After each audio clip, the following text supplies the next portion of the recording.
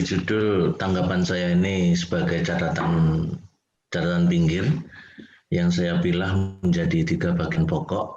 Yang pertama adalah catatan umum, kemudian catatan pinggir, dan kemudian semacam perspektif yang harapan saya nanti melengkapi. Terkait dengan catatan umum, yang pertama apresiasi atas usaha Pak Gunardi untuk berusaha membangun perspektif komprehensif atas mental manusia. Dan kalau lihat usaha ini, bolehlah disebut ini sedikit lagi, ini Pak Gunardi sudah jadi filsuf. Karena filsuf memang cirinya biasanya kemudian cara berpikirnya lateral, dan kemudian komprehensif, mencoba menjawab persoalan itu langsung pada akarnya. Dan yang dilihat oleh Pak Gunardi di sini sekarang adalah akarnya itu problem mental manusia. Kemudian yang kedua, apresiasi juga ini karena kajian-kajian filsafat manusia itu relatif setelah ini kebetulan Romo semua ya, Romo Brouwer dan Romo Baker itu relatif kajian komprehensif ilmuwan akademisi tanah air tentang filsafat manusia ini relatif sedikit, dan semoga nanti rintisan Pak Gunardi ini nanti bisa dikembangkan dan dikelola tentu dengan ketekunan dan kesabaran. Dan yang penting juga nanti semoga juga dari rintisan ini akan terbangun komunitas epistemis filsafat manusia. Relatif yang ada di dunia akademik sekarang ini baru komunitas epistemis etika. Kemudian sempat kami memang merintis komunitas epistemis filsafat ilmu, tapi belum berkembang seperti yang diharapkan. Oke, kemudian terkait dengan paparan, dan saya memang lebih fokus ke tulisan Pak Gunardi karena lebih detail. Kalau kita hanya melihat PowerPoint-nya dan tidak dinarasikan oleh Pak Gunardi, saya jamin tidak sebagaimana kita menangkapnya ketika Pak Gunardi tadi memaparkan, menarasikan PowerPoint-nya. Maka yang saya jadikan pegangan ya paper Pak Gunardi. Oke, ini catatan pinggirnya yang paling pokok sebenarnya 2. Terkait dengan bisnis mental dan kaitannya dengan kebudayaan, yang ini dikaitkan dengan deformasi mentalitas manusia. Dan karenanya kemudian ini di halaman 2, deformasi tentang mentalitas manusia halaman 15-19, dan karenanya perlu, dan itu sebagai dasar argumen, perlu revolusi mental.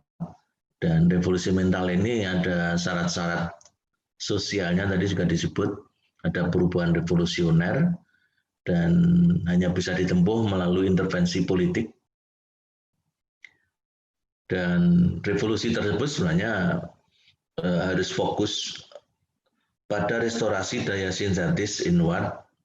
Di situ diharapkan nanti menjadi ruh dan kerangka dasar revolusi mental. Terkait dengan pokok soal ini, saya membaca bahwa sistem yang mungkin untuk membalikkan proses radikal dan cepat itu hanya 2 hal. Yang pertama, ketika terjadi keadaan yang luar biasa. Mungkin banyak orang berpendapat pandemi COVID ini luar biasa, tapi kayaknya bagi kita biasa-biasa saja. Jadi kalau kita berharap ada revolusi mental dipicu oleh pandemi COVID, kayaknya berat ya. Jadi mungkin kalau untuk Indonesia perlu bencana kosmis.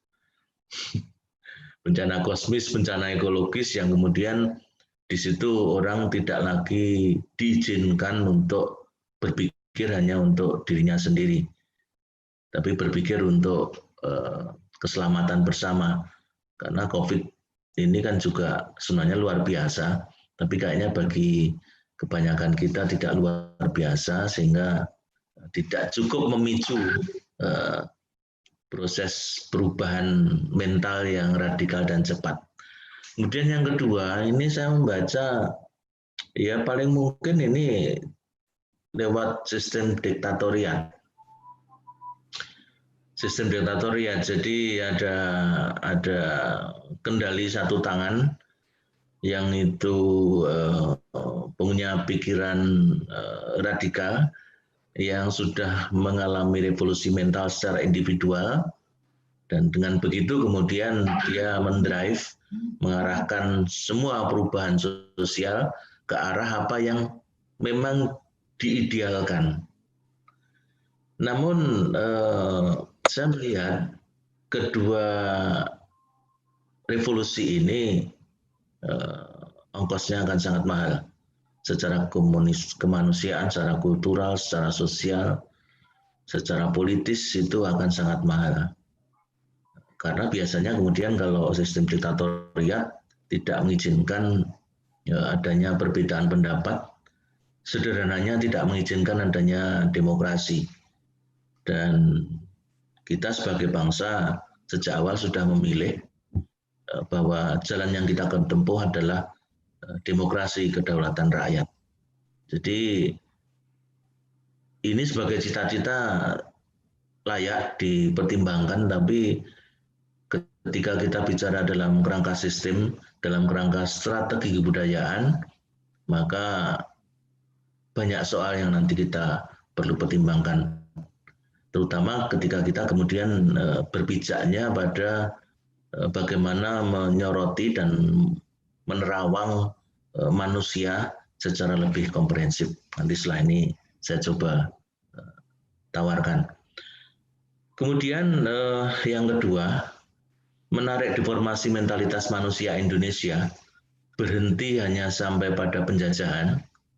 Ini bagi saya pribadi menyembunyikan akar sejarah konflik yang panjang di Nusantara.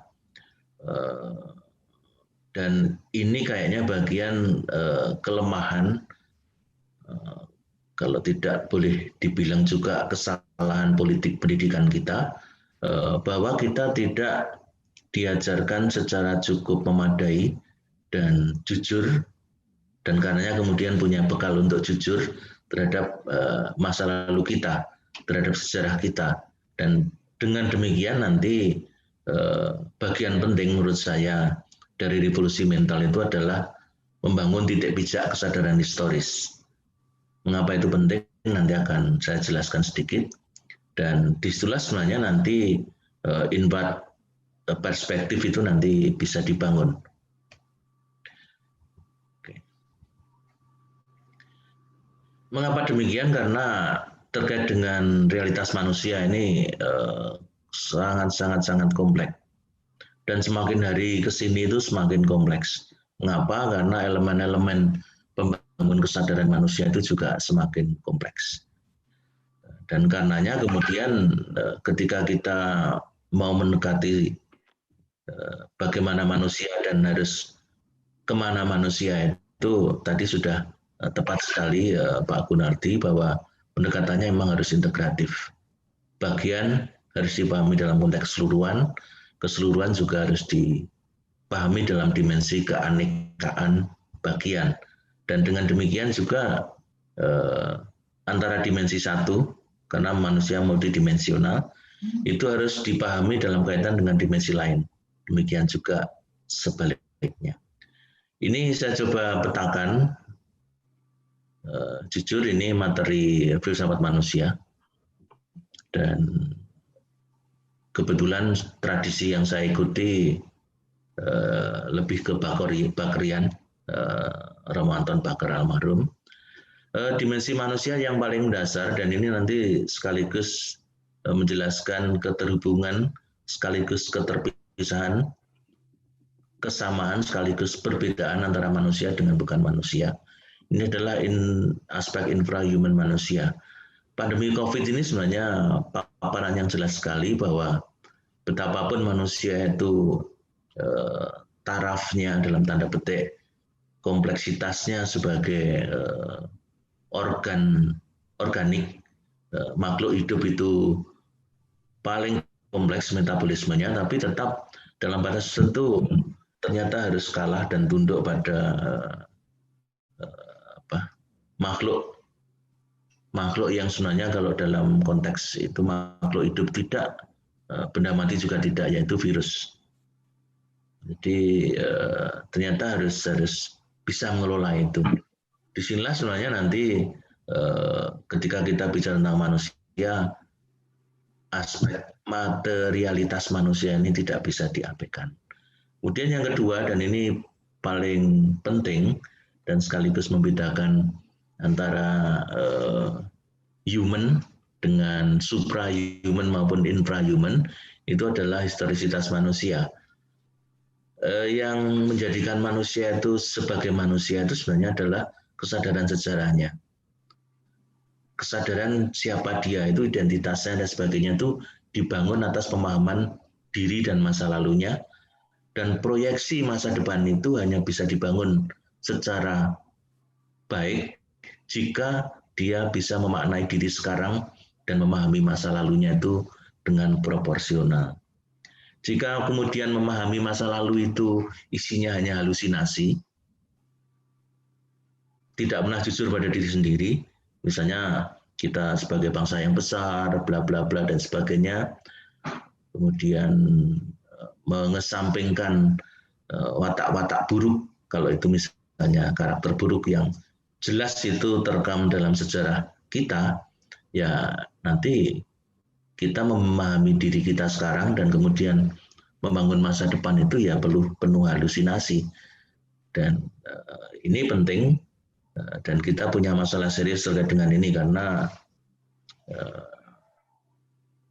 era keterbukaan sekarang, era di mana otoritas pengetahuan, otoritas kebenaran itu dipegang oleh masing-masing orang dengan latar belakang yang tidak jelas, bukan sejarawan dan sebagainya, bisa dengan seenaknya mengatakan bahwa Borobudur itu peninggalan Nabi Sulaiman dan seterusnya.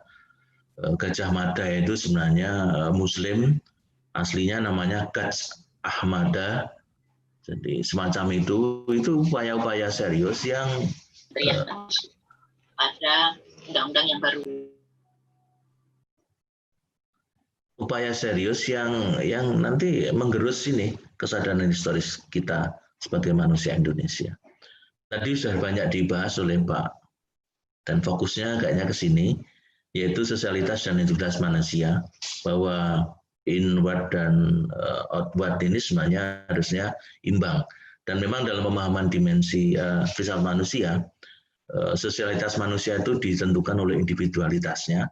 Sebaliknya juga demikian, individualitas manusia itu ditentukan oleh sosialitasnya. Dan disinilah sebenarnya nanti interaksi antar relasi-relasi, koeksistensi manusia itu terbangun. Apakah positif, apakah negatif, apakah produktif, atau tadi istilah yang menarik, deformatif. Di sini, dan ini semua sangat-sangat bergantung pada bagaimana historisitas manusia. Dan juga yang tadi juga dicoba ungkit itu adalah tubuh dan jiwa, yang kemudian ada dimensi spiritualnya yaitu roh, rujukannya Van Person, sampai sekarang relatif paling lengkap untuk teks Indonesia itu. Dan kemudian tidak kalah penting dalam rangka membangun diri dan peradabannya, itu pada manusia yang penting adalah komunikasi, bahasa, dan simbol. Dewasa ini kita terlanda berbagai disrupsi ya.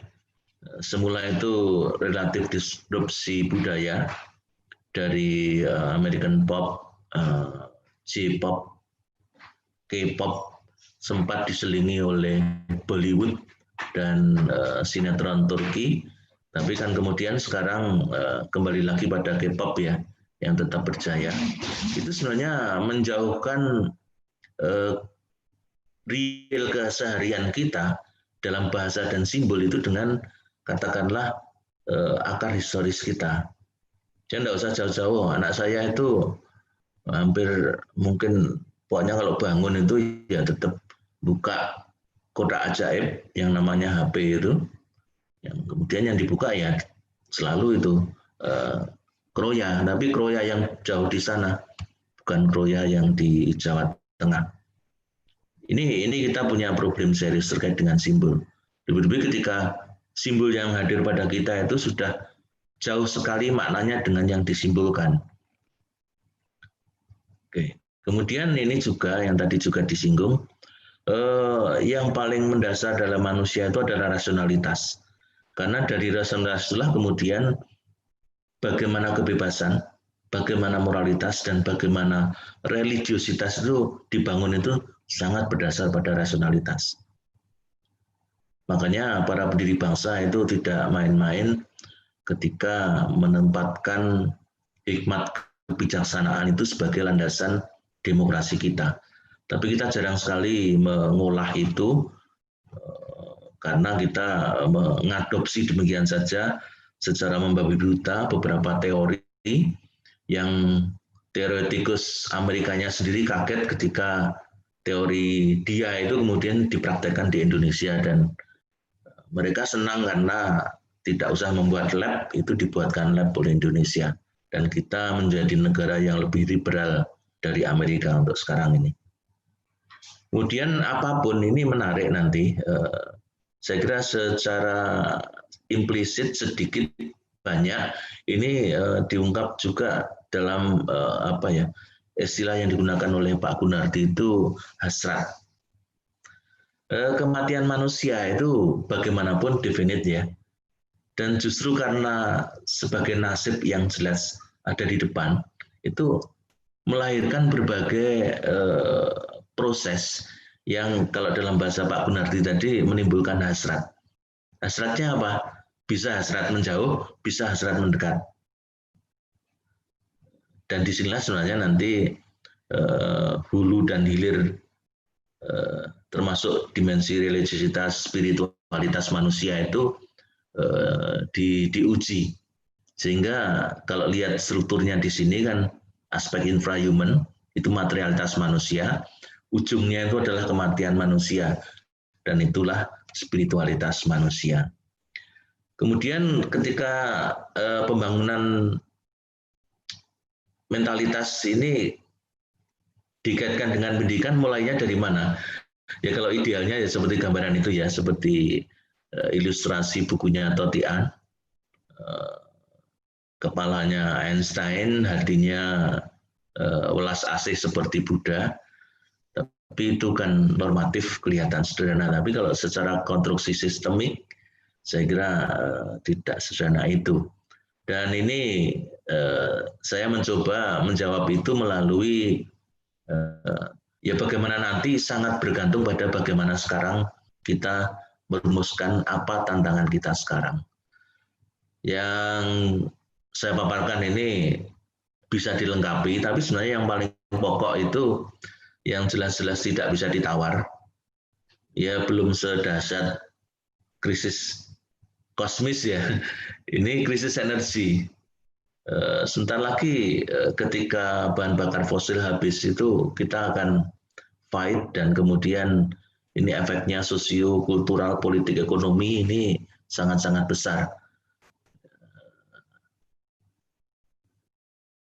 Ketika ada hijauan dan kita kayakan itu kan, tanah air kita kan surga toh.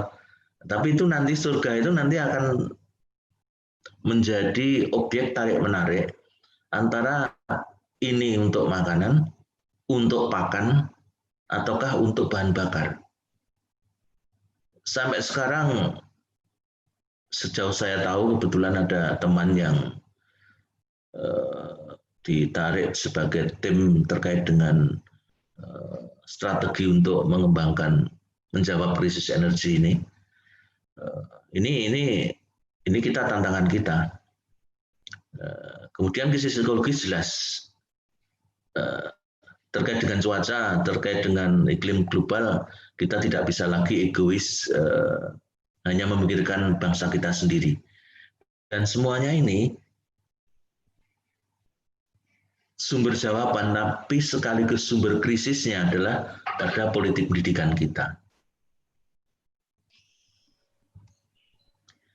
Dan kepada Bapak Sindung, ya. Mohon maaf, kami ingatkan masih ada hanya beberapa menit lagi. Terima kasih. Oke, siap.